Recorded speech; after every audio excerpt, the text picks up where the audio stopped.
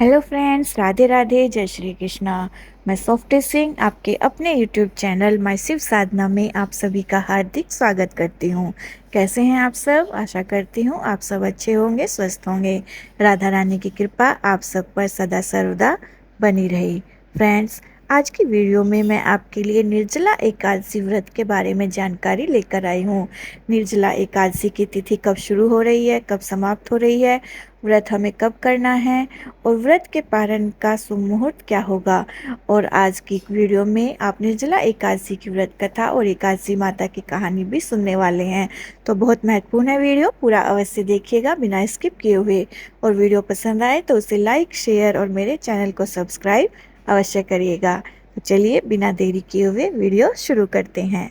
Friends, ज्येष्ठ मास के शुक्ल पक्ष की एकादशी को निर्जला एकादशी कहा जाता है। इस व्रत में निर्जला उपवास रखा जाता है।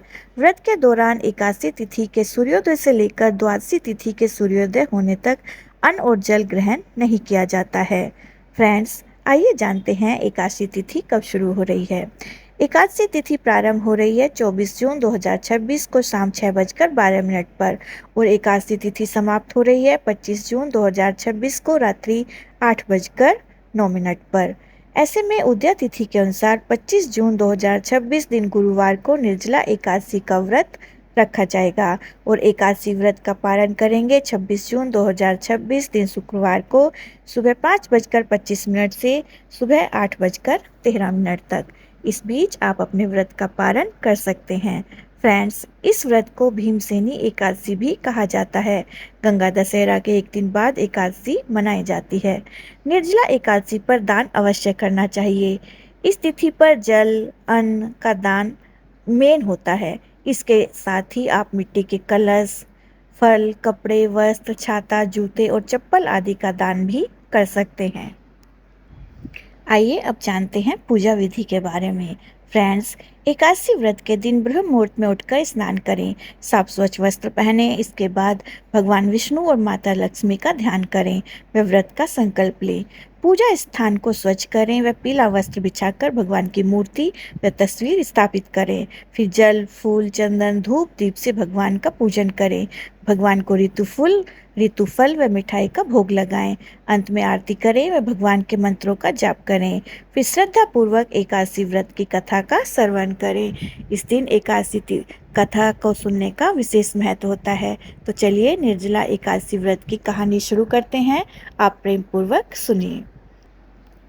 भीमसेन व्यास जी से कहने लगे कि हे पितामह, भ्राता युधिष्ठिर, माता कुंती, द्रौपदी, अर्जुन, नकुल और सहदेव आदि सब एकादशी का व्रत करने को कहते हैं, परंतु महाराज, मैं उनसे कहता हूँ कि मैं भगवान की पूजा आराधना तो कर सकता हूँ, दान भी दे सकता हूँ, परंतु भोजन के बिना नहीं रह सकता। इस पर व्यास जी कहने लगे कि हे भीमसेन, यदि तुम नरक को बुरा और स्वर्ग को अच्छा समझते हो तो प्रति मास की दोनों एकादशियों को अन्न मत खाया करो। भीम कहने लगे कि हे पितामह, मैं पहले भी कह चुका हूँ कि मैं भूख सहन नहीं कर सकता, क्योंकि मेरे पेट में वक्र नाम वाली अग्नि है, सो मैं भोजन किए बिना नहीं रह सकता। यदि वर्ष भर में कोई एक ही व्रत हो तो मैं वह रख सकता हूँ। तो कृपया करके कोई ऐसा व्रत बतलाइए जिसे मैं करके स्वर्ग की प्राप्ति कर सकूँ और मुझे उस व्रत के प्रभाव से नरक की यातनाएं ना सहनी पड़े। यह सुनकर व्यास जी कहने लगे कि वृषभ व मिथुन की संक्रांति के बीच ज्येष्ठ मास के शुक्ल पक्ष की जो एकादशी आती है उसका नाम निर्जला है। तुम उस एकादशी का व्रत करो। इस एकादशी व्रत में स्नान और आचमन के सिवा जल वर्जित है। आचमन में भी 6 मासे से अधिक जल नहीं होना चाहिए, अन्यथा वह मदिरापान के समान हो जाता है। इस दिन भोजन भी नहीं करना चाहिए, क्योंकि भोजन करने से व्रत नष्ट हो जाता है। यदि एकादशी को सूर्योदय से लेकर द्वादशी के सूर्योदय तक जल ग्रहण ना करें तो उसे सारी एकादशियों का व्रत फल प्राप्त होता है। द्वादशी को सूर्योदय से पहले उठकर स्नान आदि करके ब्राह्मणों को दान आदि देना चाहिए। उसके पश्चात ब्राह्मण को भोजन कराकर फिर आप भोजन कर लेना चाहिए। इसका फल पूरे एक वर्ष की संपूर्ण एकादशियों के बराबर होता है। व्यास जी कहने लगे, हे भीमसेन, यह सब मुझको स्वयं भगवान ने बताया है। इस एकादशी का पुण्य समस्त तीर्थों व दानों से अधिक है। केवल एक दिन मनुष्य निर्जला रहने से समस्त पापों से मुक्त हो जाता है। तो ये थी निर्जला एकादशी की व्रत कथा। प्रेम से बोलिए विष्णु भगवान की जय, माता लक्ष्मी की जय। और अब आप सुनेंगे एकादशी माता की कहानी। मूर नाम का एक दैत्य था। रावण और कंस की तरह वह भी बड़ा आतंक मचाता था। स्वर्ग में देवों सहित सभी को पीड़ा देता था। सब लोग उससे परेशान होकर श्रीमन नारायण की शरण में गए। भगवान ने कहा, मैं उसे संभालता हूँ, चिंता मत करो। भगवान मूर के साथ युद्ध करने लगे, लेकिन अपनी सारी शारीरिक शक्ति लगाकर भी भगवान कुछ नहीं कर सके। भगवान को युद्ध के मैदान से पलायन करना पड़ा। वे हिमालय की एक गुफा में छिप गए। मूर भी उनका पीछा करता हुआ वहां पहुंच गया। भगवान ने ध्यान करना शुरू किया और उनके मन से एक शक्ति उत्पन्न हुई, उनकी मानसिक शक्ति। इस शक्ति ने बाहर आकर मूर को अपनी तलवार से मार डाला। हम जानते हैं कि शरीर में 10 इंद्रियां हैं, 5 ज्ञान इंद्रियां और 5 कर्म इंद्रियां। 11वीं इंद्रिय है मन। संस्कृत में एकादशी का अर्थ है 11। चूंकि यह देवी उनके मन भगवान की 11वीं इंद्रिय से निकली थी, इसलिए भगवान ने उन्हें एकादशी के नाम से पुकारा। एकादशी माता की उत्पत्ति का दिन उनके नाम से ही जाना जाने लगा।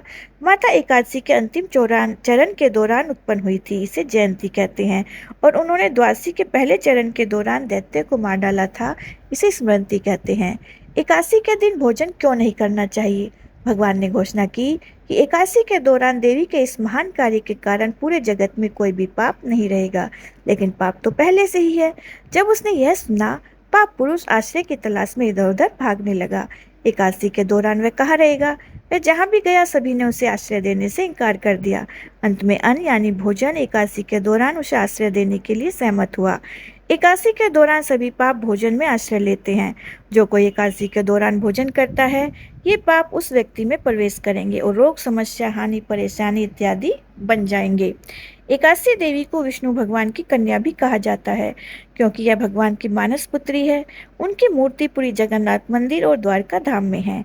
भगवान के धर्म की रक्षा के लिए जितने भी अवतार हैं, वे सभी एकादशी के दिन ही हुए हैं, इसलिए यह इतना पवित्र दिन है। तो ये थी एकादशी माता की कहानी। प्रेम से बोलिए एकादशी माता की जय। फ्रेंड्स, वीडियो पसंद आए तो प्लीज़ वीडियो को लाइक करें, शेयर करें और मेरे चैनल को सब्सक्राइब करके बेल आइकन को प्रेस करें, ताकि आने वाली वीडियो का नोटिफिकेशन आपको सही समय पर प्राप्त हो सके। आप सभी को निर्जला अथवा भीमसेनी एकादशी की बहुत बहुत शुभकामनाएं। मिलती हूँ मैं आपसे अगली वीडियो में। तब तक के लिए नमस्कार, राधे राधे, जय श्री कृष्णा।